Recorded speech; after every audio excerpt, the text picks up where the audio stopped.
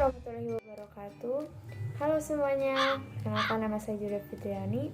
Di sini saya bersama rekan saya akan presentasikan mengenai model pengembangan bisnis startup.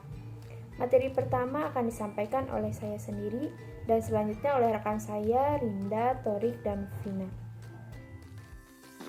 Langsung saja pada materi yang pertama, yaitu apa itu startup. Startup umumnya merujuk kepada perusahaan yang memang belum lama beroperasi. Istilah apa itu startup sendiri diartikan juga sebagai sebuah perusahaan baru yang sedang dilakukan pengembangan. Namun hingga saat ini istilah apa itu startup cukup diidentikan dengan segala hal yang berhubungan dengan teknologi, internet, web, atau hal lain yang masih ada dalam ranah tersebut. Selanjutnya yaitu perkembangan startup. Perkembangan bisnis startup di Indonesia berkembang cukup pesat. Sekarang ini terdapat setidaknya lebih dari 900 startup lokal yang ada di Indonesia. Potensi pengguna internet di Indonesia yang semakin naik dari tahun ke tahun tentunya merupakan suatu lahan basah untuk mendirikan sebuah startup. Sebanyak 38,82% startup menyatakan bahwa modal adalah persoalan utama mereka. Begitu pula dengan persoalan sumber daya manusia yang meliputi 29,41% startup. Alasannya sederhana, karena basis usaha terbesar di Indonesia berasal dari kelompok ini. Struktur skala usaha yang penting di Indonesia memang usaha mikro kecil. Ada 26,26 juta usaha atau perusahaan, atau 98,33% berskala usaha mikro kecil. Dan 0,45 juta usaha atau perusahaan atau 1,67% berskala usaha menengah besar dalam ekonomi di Indonesia. Selanjutnya, apa itu bisnis model? Model bisnis adalah suatu model yang menjelaskan dan menjabarkan bagaimana sebuah perusahaan dapat bergerak dan berkembang untuk memperoleh keuntungan. Menurut ahli, sebuah model atau gambaran suatu bisnis harus ada 3 karakteristik utama, yaitu sesuai dengan tujuan perusahaan, tangguh dan handal, dan mampu memperkuat model itu sendiri. Selanjutnya yaitu model bisnis startup. Salah satu model usaha dengan metode yang mudah dan menghindarkan Anda dari bisnis plan yang panjang dan rumit adalah bisnis model canvas atau disingkat BMC. Secara singkat, BMC merupakan sebuah alat representasi yang digunakan untuk memberikan penggambaran alur suatu bisnis tertentu. BMC sangat cocok bagi pemula yang baru merintis usaha dalam membuat perencanaan. 9 pilar utama dalam BMC yaitu 1. Segmentasi konsumen atau customer segment, yaitu sasaran konsumen atau pasar. Yang kedua, proporsi nilai atau value proposition, yaitu nilai atau keunggulan dari bisnis yang dijalankan. Yang ketiga yaitu jalur atau channel, yaitu media promosi yang digunakan. Yang keempat, hubungan dengan pelanggan atau customer relationship, yaitu bagaimana cara menjaga hubungan baik dengan konsumen. Lalu yang kelima yaitu aliran stream atau aliran pendapatan, yaitu pendanaan dan pendapatan bisnis. Yang keenam, kegiatan kunci atau key activities, yaitu kegiatan efektif yang mampu meningkatkan nilai bisnis.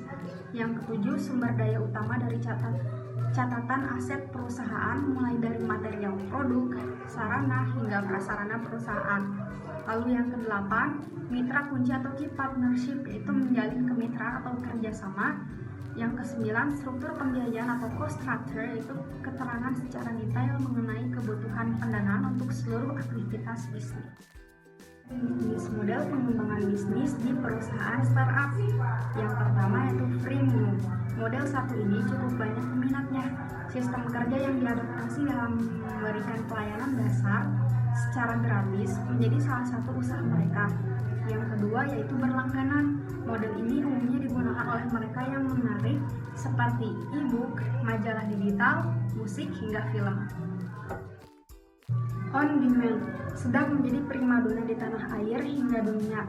Model ini menyediakan jasa yang bisa memenuhi kebutuhan pasar, lalu penjualan langsung. Model ini mirip dengan dropshipper dan reseller. Pemilik usaha akan sangat terbantu dengan adanya orang-orang yang membantu mereka dalam proses penjualan. Lalu selanjutnya itu barang customize. Kreativitas yang dimiliki bernilai jual pada startup satu ini. Mereka akan menyediakan produk dasar dan brand yang dibutuhkan. Marketplace Dengan model bisnis ini, Anda hanya perlu menyediakan tempat untuk mempertemukan penjual dan pembeli, sehingga bisa dibilang Anda hanya bertugas menjadi maklar atau perantara dalam bisnis yang dijalankan. Lalu, lelang balik. Dalam hal ini, penentu harga dari produk yang ditawarkan adalah sang pembeli. Penjual hanya perlu menyepakati jika harga yang diajukan sudah sesuai. Software as a Service (SaaS), model bisnis yang satu ini cocok untuk ditawarkan kepada perusahaan karena jasa yang ditawarkan seperti jasa penyewaan perangkat lunak yang banyak digunakan oleh pengusaha. Lalu yang terakhir yaitu e-commerce. Dengan menggunakan model ini, penjual akan langsung menerima keuntungan dari produknya yang mereka jualkan di situs mereka. Meski berat, beberapa startup tetap gigih menggunakannya. Periklanan. Mendapat uang dari iklan merupakan salah satu cara termudah, meski satu klik iklan hanya dihitung berapa rupiah saja. Afiliasi. Pendapatan yang didapatkan dari model satu ini bisa melebihi yang didapat dari pemasangan iklan, dengan mengandalkan link yang diberikan oleh pihak yang membantu dalam pemasaran produk. Pay per use. Sesuatu yang berbeda ditawarkan dalam bisnis satu ini, sehingga cukup menarik minat konsumennya yang hanya akan membayar dengan tarif yang disesuaikan dengan apa yang mereka gunakan dalam jangka waktu tertentu. Contoh startup. Sejumlah startup di Indonesia sudah melampaui angka unicorn. Bahkan sebagian sudah bisa dikatakan masuk sebagai dekakorn. Startup tersebut antara lain Gojek, Tokopedia, OVO, Bukalapak, Traveloka, dan Shopee. Bidang yang digeluti oleh startup tersebut pun bervariasi, mulai dari keuangan, pemasaran, pelayanan, retail, sampai video games. Jumlah ini bisa saja bertambah seiring dengan perkembangan teknologi yang ada. Sejauh ini, belum ada cetak biru yang bisa disepakati bersama untuk menentukan valuasi perusahaan startup. Apalagi banyak perusahaan startup yang merahasiakan jumlah pendanaan yang masuk. Perbedaan startup dengan perusahaan konvensional. Tujuan keuntungan.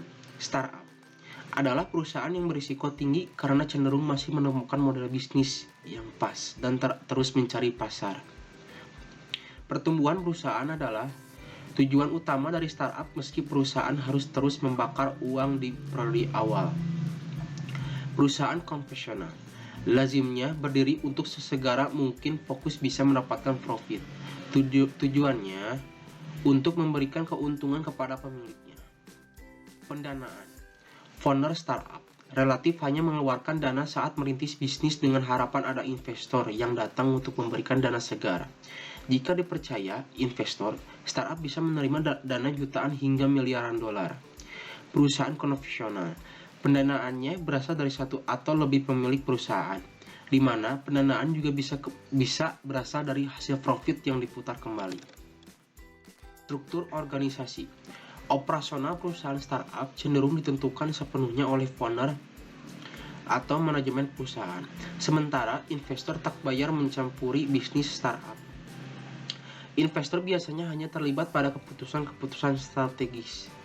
Dalam perusahaan konvensional, jalannya perusahaan sangat dipengaruhi oleh kehendak pemilik perusahaan, entah secara langsung atau tidak langsung. Bahkan, banyak perusahaan yang pemodalnya atau pemiliknya masuk dalam manajemen perusahaan, sesuatu yang hampir sulit sekali ditemukan pada perusahaan startup. Bisnis model. Bisnis model menggambarkan secara rasional bagaimana suatu organisasi membuat, mengantarkan, dan menangkap nilai. Alexander Osterwalder dan Chris Spigner mengatakan bahwa bisnis model paling efektif jika dideskripsikan dalam 9 basic building block yang sudah menjangkau area utama. 9 elemen dalam bisnis model. 1. Customer segment. 2. Value proposition. 3. Channel. 4. Customer relationship. 5. Revenue stream. 6. Key resources. 7. Key activities. 8. Key partnership. 9. Cost structure. Kesimpulan, setelah mengenal lebih dalam terkait startup, ternyata ada banyak model yang bisa Anda kupas dan mulai membangun perusahaan startup milik Anda sendiri. Ada banyak keuntungan yang bisa didapatkan dengan membangun bisnis startup, meski dalam prosesnya sudah pasti tidak mudah sama sekali. Semua jenis tersebut bagus, hanya saja Anda bisa memfokuskan diri di mana model bisnis yang nyaman untuk Anda mulai. Bersungguh-sungguhlah untuk memulainya. Startup juga dapat diartikan sebagai perusahaan yang baru memulai bisnis atau biasanya disebut dengan perusahaan rintisan. Perusahaan ini proses bisnisnya berhubungan dengan penggunaan internet, khususnya pada zaman yang sudah maju ini, di mana hampir semua proses bisnis di perusahaan membutuhkan internet dalam berkomunikasi. Saran: sebelum sebuah perusahaan atau organisasi menerapkan startup, alangkah baiknya dia memikirkan apa saja yang diperlakukan pada saat penerapan itu dilakukan.